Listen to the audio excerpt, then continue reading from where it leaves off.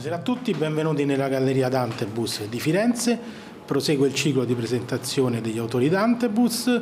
Questa sera presenteremo 4 monografie, 2 parole sul luogo, una galleria che è dentro al Palazzo Portinari, il palazzo che fu di Beatrice, a un passo dalla casa di Dante, sotto la cupola dei Brunelleschi, quindi un grande valore assolutamente presentare dei libri qui. Prima di cominciare, Iris leggerà una piccola introduzione.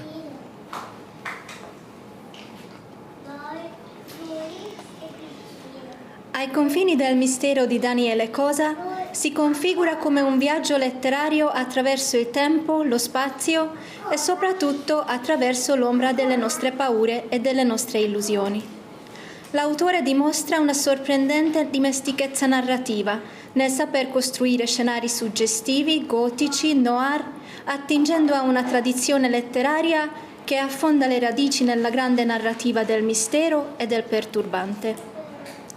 Caro nipote, viva la vita di Germana Pederzoli è un diario interiore, un testamento spirituale e affettivo che Germana, nonna e scrittrice, dedica al suo giovane nipote Lorenzo.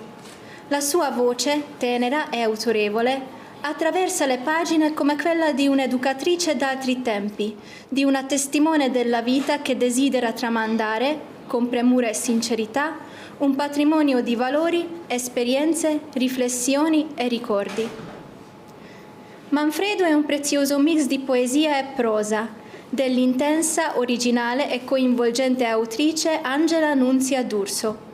Questo libro nasce da un cuore, una mente e un'anima che hanno amato veramente tanto, anelando continuamente all'amore. Nasce così Manfredo, uomo di pace nella sua etimologia, che porta la quiete dentro e fuori l'universo di Angela. Icone di un viaggio di Gianfranco Gaviano è un'opera poetica stratificata, densa e meditativa, frutto di una lunga esperienza esistenziale, intellettuale e spirituale. Ogni poesia è una tappa, ogni sezione una stagione della coscienza, ogni verso un'indagine sulla memoria, sul tempo, sull'identità e sull'illusione del significato. Allora, Daniele, per te la domanda finale nasce dall'osservazione di come tu dai un grande valore agli oggetti. Okay? Un grande valore agli oggetti che diventano a un certo punto proprio degli oggetti totem. Okay? Fra questi c'è il bottone, ad esempio. E dobbiamo dare più valore agli oggetti?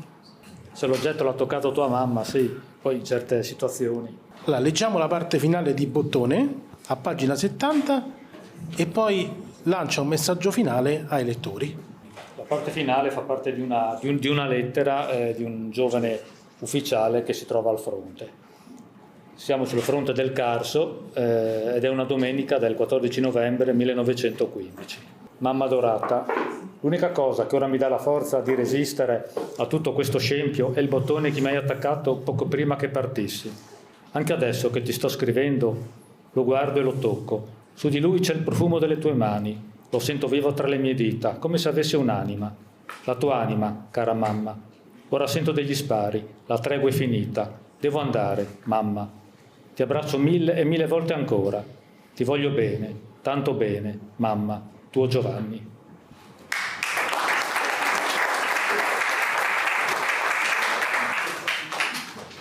Messaggio finale in generale, Daniele, ma vorrei anche che tu mi dicessi proprio il messaggio finale che dà il tuo libro. Il mio libro, il messaggio del mio libro è quello di non aver paura di esprimere i propri sentimenti.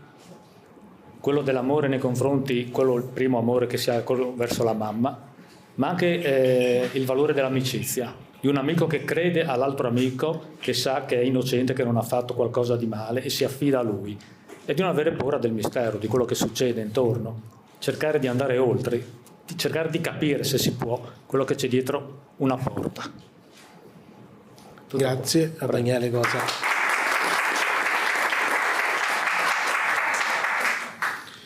Germana, prima di leggere la parte finale Sì. c'è un maestro che tu citi che forse poi alla fine è proprio il significato del tuo libro, no? I care, Sì. Don Milani. Sì. Bisogna avere a cuore La gioventù e trasmettergli dei valori sani. E soprattutto nell'ambito comunque educativo, nell'ambito scolastico, fare in modo che tutti i giovani siano portati avanti alla stessa maniera e non solo una parte, non solo quelli che sono dotati di più merito, anche perché tutti noi abbiamo qualcosa di buono da dare e quindi l'importante è che venga compreso e venga tirato fuori. E allora, leggiamo la parte che hai scelto come finale. Sai, caro nipote, quando io sono diventata nonna ho provato una felicità indescrivibile, un amore intenso e profondo. Fin da piccolo ti ho sempre detto, nonna Germana, Germani per la tua mamma, è la grande mamma perché sono la mamma della mamma e devi fidarti della tua nonna. Tu mi sorridi, ti fidi e confidi, giochi con me ed è bellissimo. Spero e prego Dio che tu ti mantenga così. Sei l'allegria, la fantasia, la gioia di casa. Ti voglio un mondo di bene, ti amo profondamente. Ricordati il motto di nonna Germana. Viva la vita, comunque essa sia, viva la vita, amala.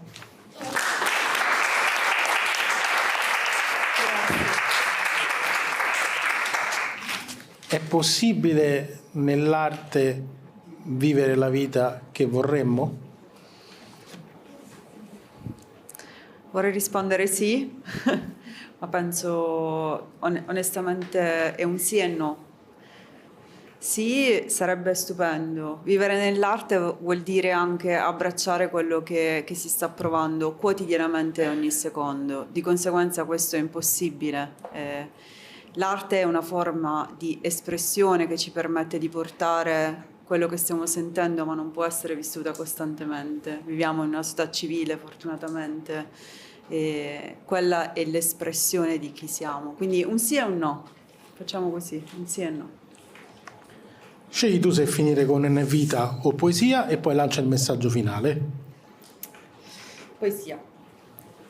Poesia. Ti porgerò la mano, non un sorriso, non un abbraccio, non una carezza.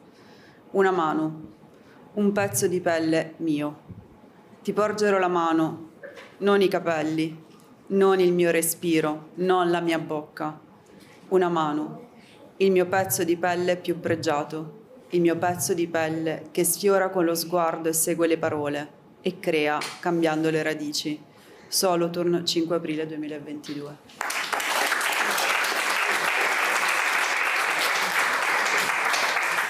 Per non dimenticare. Per non dimenticare che ci sta. Tu parli di Eden. L'Eden è perduto, senza scomodare Milton o Tasso. È possibile per il poeta, un po' alla Victor Hugo, restituire il paradiso perduto? Ma è un rapporto ambiguo e contraddittorio quello con la nostalgia dei nostri paradisi infantili, per dirla con Rimbaud.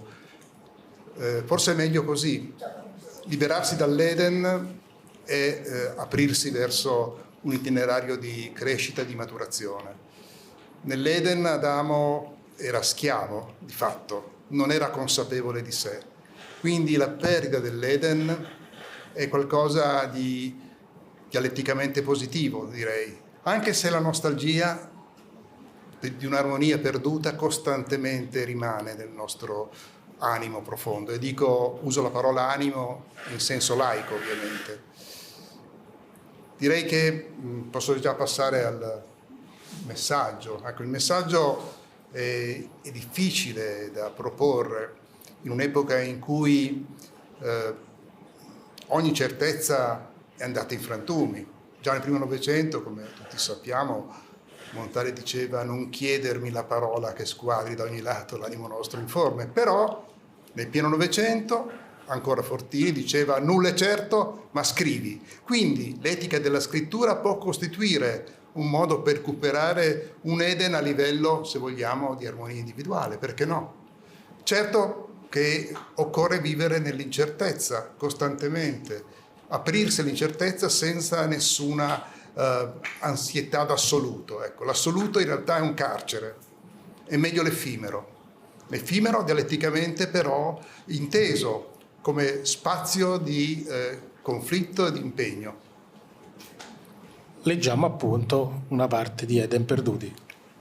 Mormora sulla riva qui dove indugio, calmo un ricordo, colmo frutto che la sera serena dissolve in un velo di acque e di nebbie. Gridi là nella vita dove il densissimo verde di sinuose colline stride ed invoca l'assenso. Era questa la vita? O araldiche caravelle di un'infanzia perduta e vagabonda, salpate, il verde paradiso in sfumature d'ansia s'è fatto limaccioso e non torna a placare il deserto di sete.